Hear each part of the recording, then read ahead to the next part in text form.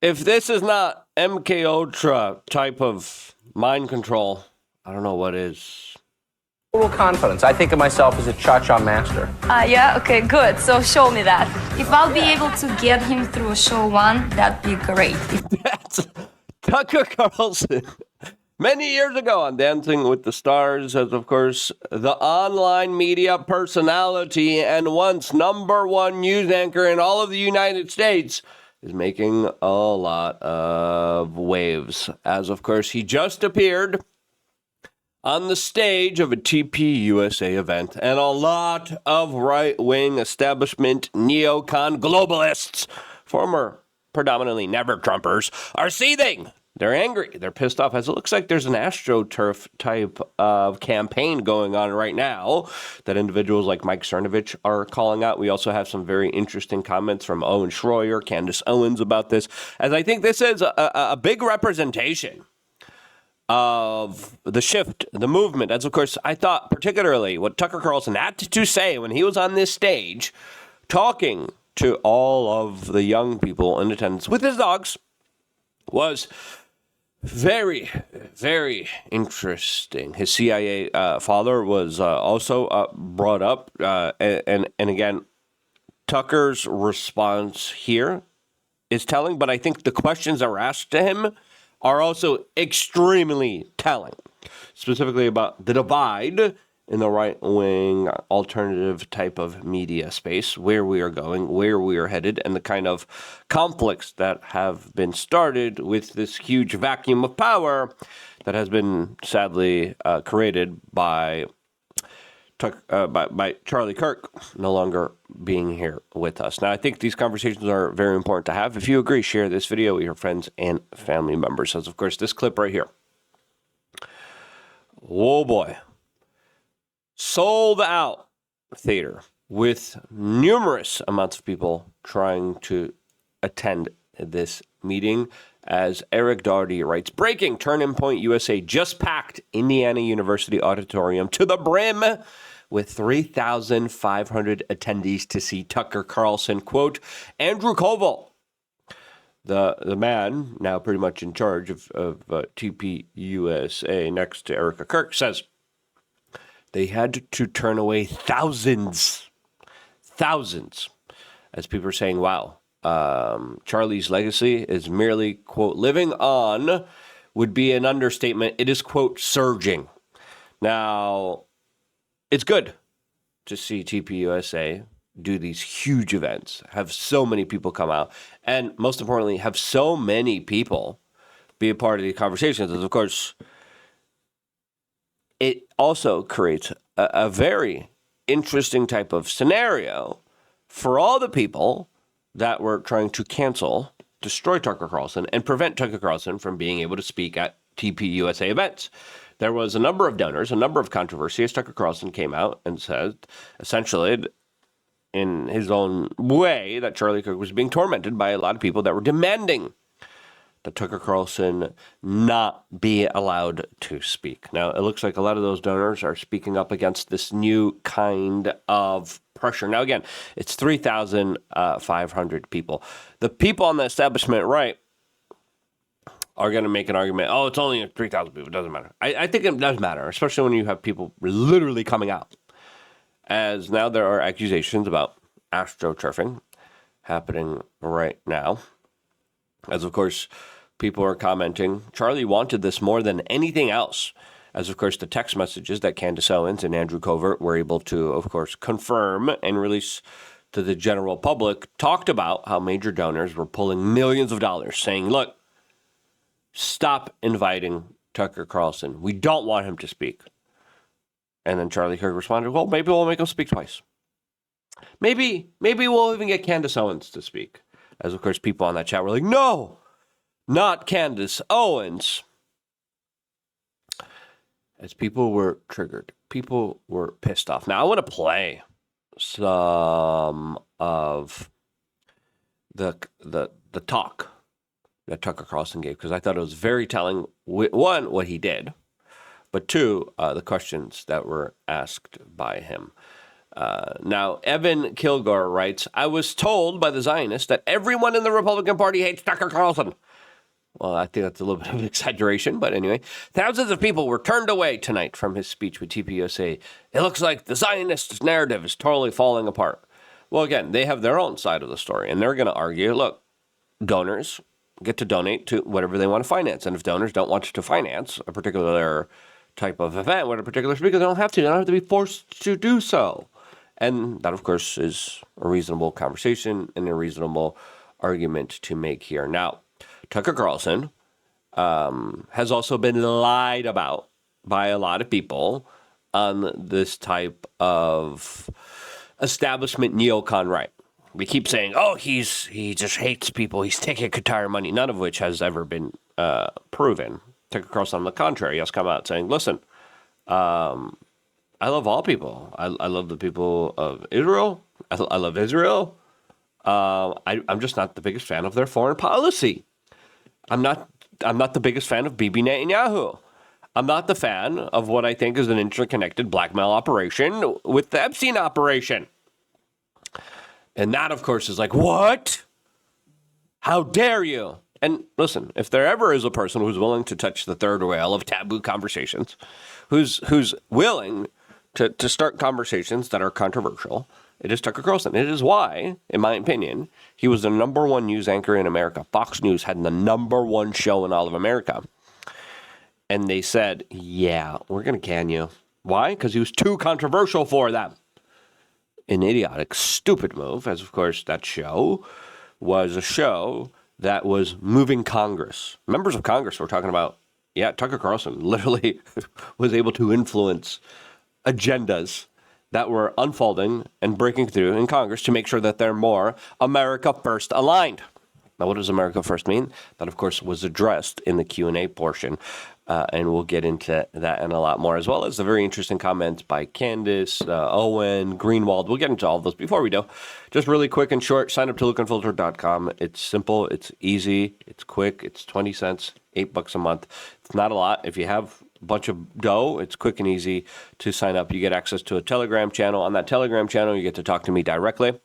And I look forward to, of course, talking to all of you guys. You get 3 masterclasses, seed oil cards, 13 plus years of videos at becoming the best, strongest, most amazing version of yourselves. We got yoga videos, we got meditation videos, we got stretching videos, we got workout videos, we got, of course, health supplement videos. You name it, we got it. All on lukeunfiltered.com. You just gotta kind of go through it. No one else has really seen these videos except for members. Check them out and support this independent media broadcast at the same time. Now, Glenn Greenwald had some very interesting comments here, saying the rage that this TPUSA event provoked in the replies is predictable, as it is dumb. Quote, how dare you platform an Israel critic like Tucker? And again, Tucker has criticized the policy of the Israeli government. To say he's just criticizing all of Israel. No, he's not. He literally said, I love all of Israel. I love the people of Israel. I don't like their foreign policy. I don't like their influence on American politics. There's a big difference between the two. And again, yes, there are some people on the right that take it all the way far, but Tucker's not one of these people, right? And for you to argue is disingenuous and actually counterintuitive to your cause of really trying to fight those people, because once you say it's all people, you're kind of acting like all the woke people, saying everyone's racist, everyone's Hitler, everyone's German from the 1930s. Okay, stop it. Stop it. Be a little bit more nuanced, and actually, if you want to have a serious conversation about that type of ideology, actually address those type of people and don't just blatantly say, oh, he criticized foreign policy. But again, the lines are blurred here very significantly with a lot of people on the right using and abusing this type of made-up term and this type of sentiment and this type of attitude in order to try to destroy people that are just their political unaligned individuals.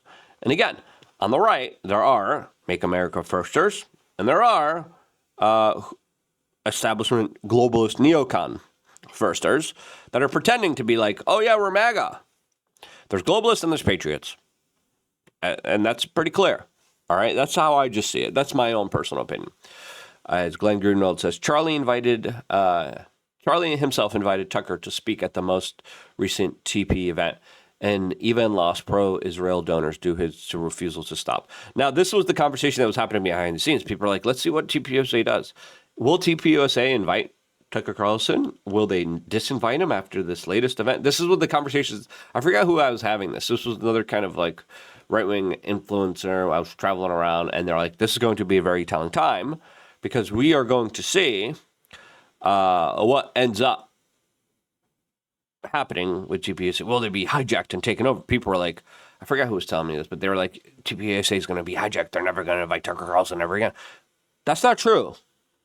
TPUSA literally launched a whole major speaking tour with Tucker Carlson. All right? They added more dates. They didn't bow down to the pressures and give credit where credit's due. And I appreciate that. And I appreciate them willing to have these tough, difficult conversations. Now, the comments here are very, very interesting, as a lot of people are attacking Tucker, as we have Mike Cernovich coming out saying, Tucker is more loved than ever. The propaganda bots try to astroturf sentiment by ass-blasting the replies. It's tiresome. It's not fooling anyone. Cancel culture is for the left. Yeah. And again, we talked about this. Even earlier this year, the major kind of push by some right-wing individuals saying, no, Tucker can't speak. No. He's not saying things I agree with. He's not saying things I want him to say. Cancel him. How dare he have an opinion on issues that are not mine? Ah! And I'm like, look, grow up, have a debate, have a conversation. And there were debates and conversations that Charlie Kirk was facilitating that I thought were extremely important for people to have. Now, we're stuck in this type of scenario and situation where the first question was very telling. The first question was about the Republican group chat, the young New York Republican group chat, an issue that to me is a mute issue. It's like, okay, some fat New York Republicans were saying stupid things privately, not publicly, privately. All right, they were just like talking to each other, being ridiculous to each other, privately. Their privacy was violated by what looks like the head of the New York Young Republicans party that now has, I think, resigned. Again, wild, crazy situations. People are still trying to ascertain what actually kind of went down and happened here. As that was the first question that Tucker Carlson was asked. Is like, hey, how do we find unity when we're like shredding each other over like text groups? And we saw Matt Walsh address some of these critics that are like, oh no, but these text messages, oh, they're so hurtful. And I'm like, they're private text messages. No one was supposed to see them. I understand if maybe there's a billboard paid for by the New York Republicans being like, oh yeah, saying some of those things. Okay, I get it. But the left gets away and says far more egregious, far more radicalized, far more insane things publicly. All right? And I think that should be the priority here. And Tucker addressed this question about the division in the right-wing party here. It was about maybe 24 hours after he was murdered that I was obviously close to him, and I was so emotional about his death and so sad for Erica and the children that it took about a day to realize the political implications of this, which are real. They're not paramount. They're not the most important thing. The most important thing is Erica and his son and daughter. But of course, Tucker did something very interesting. He got on stage with his dogs. He was like, oh, yeah, my wife can't watch the dogs. I have to watch the dogs. I should get someone to help me do this. Anyway, he came out and he said, I could always give speeches. I could talk. I don't want to talk. I want to talk to you. So his speech literally is starting a Q&A with all the young people and the people in attendance there from the college and the university. And again, the first question is like, how do we sow the division and make sure we just don't end up fighting each other after Charlie's death? The second question right after that one was essentially talking about Feels like the deep state is in control and the president is just continuing the same kind of old policies that are not America first. That was the second question. But here's him addressing the first question. You know, the country really benefited from Charlie Kirk and benefited for that specific reason that you articulated so well, his ability to bring people together who had most things in common but not everything. Yep. And then listen, it was an incredible skill. He was able to bring elements of the establishment right, the far right. He was able to bridge the gap more than anyone else. And then Tucker goes on and says, you know, a lot of this stuff is ego-based, and I'm not exempt for that. And he kind of says, listen, I sometimes, you know, take things personally, take things, you know, too emotionally as well.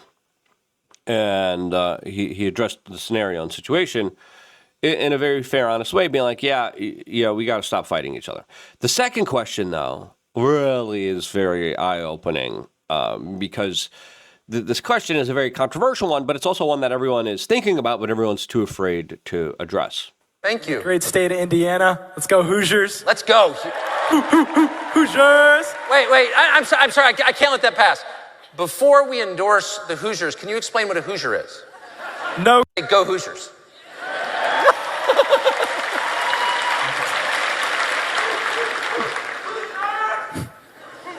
So I had a big kind of question here. I like the big ones. Hit me, baby. So I kind of just don't see a lot of change between, you know, the Biden administration and now the Trump one in foreign policy. You know, we're still giving... Now, to be fair, there are some changes, but overwhelmingly, Ukraine aid, bombing Iran... It's a little bit more, I would say, even more of an aggressive establishment move than Joe Biden that kind of gave up Bagram Airport and Afghanistan to the Taliban. Giving a shit ton of money to like Israel and Ukraine. Nothing is happening. You know, the war's not... We're giving a ish ton of money to Israel and Ukraine, and you saw the crowd erupt here. Why? Because that's the kind of elephant in the room that everyone's like, what elephant? What are we talking about? Now, Trump has made policies making sure that aid is now purchased from NATO, but we're a part of NATO, and then it goes to Ukraine. Ukraine's right now going to Italy. Italy be like, buy me some missiles, bro. Come on, bro. Come on, give me some missiles. Give me some weapons. Please, give me anything. Israel, on the other hand, a lot of aid. A lot of money, as we have essentially paid for their entire Gaza operation, their missile defense systems, their offensive capabilities, and we're spending billions of dollars, especially with their latest kind of endeavor that we got involved in, bombing Iran. Billions of dollars, huge sums of money that we're spending. A quarter of our THAAD missile defense systems are in Israel right now, as a lot of people in the military are saying, we're running out of like military hardware. Our stockpiles are running low. And we reported on this months ago. And now even Trump's talking about it now, a few days ago. Not stopped. He promised it'd be done in a day. And it's, I don't know, how many months? 8 months or something like that. It's a long time. Your dad was in the CIA. And I was wondering, does our government even want war to stop? Do they want conflicts to end? It seems like we have a difference of interests where we're getting told one thing and the other is happening. And I feel like there's not enough communication between different sects of government. And I really think the deep state's controlling everything and we have no control. Well, let me. Now, a lot of people are like, woo, yeah. And listen, whether you agree, and I disagreed with some of his assessment, whether you agree or disagree, that's what young people are thinking, right? That's the shift between a lot of the young people and the older probably. The neocons establishment, the globalists, and the patriots. A lot of the patriots are like, okay, guys, come on. We got problems at home. We got to take care of it. America first. The neocons, the establishment, globalists are like, no, we gotta make sure the Middle East is done in a way where we want it to be done for our number one ally. We got to make sure we fight we got to make sure we fight the wars. For what? Because we just do. And they don't have any arguments. Let me start at, obviously, you probably sense that I agree with a lot of that. Obviously, leave my father out of it. I'm going to have to kick your ass, which I could do, by the way, if you bring him up again, because he was a wonderful man. Whatever, he did for a living. So I really do hate that. But leaving that aside, And don't test me, son. I hate to say I agree with a lot of what, I think you probably know I agree with a lot of what you've said, and it's enormously frustrating. It's shocking, actually. And I do know, I'm not shilling, I just happen to know some of the people who work in the administration who are people who agree with you strongly. I think most Trump voters agree with you. That's why they voted for Donald Trump in the first place. And, no pointless wars was not just a thing he said at one campaign stop. It was a pillar of his campaigns and of MAGA itself. I mean, what is MAGA? There's a mad scramble, particularly since Charlie's passing, to define what this is and an internal type of civil right-wing Republican war. Lead some people out of the movement. You're not MAGA. Well, what is MAGA? Well, MAGA is 5 things, okay? MAGA is America first, which means Americans should put no country before America. American interests come first.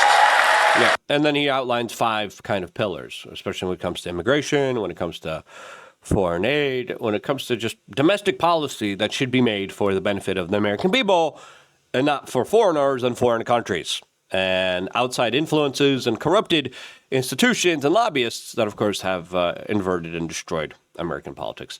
Glenn Greenwald says it's basically guaranteed that if you do a Q&A with young MAGA types, they will voice their anger that the U.S. continues to finance Israel and Ukraine. He's not wrong about that. As people are like, I can't afford groceries. Why are we bombing Iran? What does Iran have to do with the price of my soy latte? I don't think the young people are drinking that anymore. Good. And Owen Schroyer says, Tucker is the most popular chicken in America. Everyone who tried to cancel him failed. Congrats. Good. Candace Owens, goodness and truth is winning. All the money and hit pieces in the world did nothing to stop Tucker Carlson. Only made him stronger. And I think that's a good thing. Do you think that's a good thing? If you do, share this video. If you don't, let me know why in the comment section below. I always appreciate constructive criticism. Thank you so much for signing up to LukeUnfiltered.com. I appreciate working for you.